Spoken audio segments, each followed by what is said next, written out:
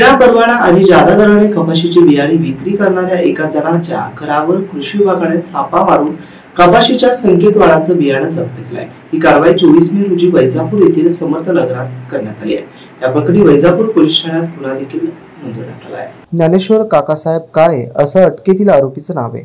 जिल्हा कृषी अधीक्षक प्रकाश देशमुख यांनी सांगितले की वैजापूर येथील स्वामी समर्थ नगर येथील एका घरातून अहमदनगर जिल्ह्यातील शेतकऱ्यांना संकेत कपाशीच्या वाणाची अनधिकृत आणि जादा दराने विक्री होत असल्याची माहिती जिल्हा गुण नियंत्रण विभागाला प्राप्त झाली होती। त्यानंतर वैजापूर येथील पंचायत समितीमध्ये कार्यरत कृषी अधिकारी जगदीप वाघमारे आणि जिल्हा गुण नियंत्रण निरीक्षक तसेच उपविभागीय कृषी अधिकारी अशोक आढाव यांनी पोलिसांसह संशयित काळे यांच्या घरावर गुरुवारी मध्यरात्री छापा मारला।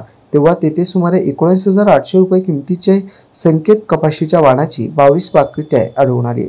या बियाणाविषयी अधिकाऱ्यांनी काळे यांच्याकडे विचारपूस केली असता त्याने 25 पाकिटे कोपरगाव येथील कृषी दीपक मौनगिरी ॲग्रो या वितरण कंपनीकडून आणल्याचं आणि वैजापूर तालुक्यातील स्वराज्य ॲग्रो एजन्सी रोटेगाव यांना देण्यासाठी होते असं सांगितलं। यापैकी 23 पाकिटे त्याने शेतकऱ्यांना विक्री केल्याची कबुली केली।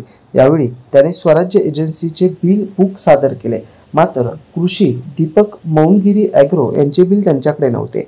आरोपी काळे यांच्याकडे कापूस बियाणे विक्री आणि साठवणूक करण्याचा परवाना नाही। असं असताना त्याने विनापरवाना तसेच जादा दराने कापूस बियाणे विक्री केल्याचे प्राथमिक माहिती निष्पन्न झाले। या प्रकरणी वाघमारे यांच्या तक्रारीवरून वैजापूर पोलीस ठाण्यात त्यांच्या विरुद्ध गुन्हा दाखल करण्यात आला आहे। Bureau report AN news, Chhatrapati Sambhajinagar.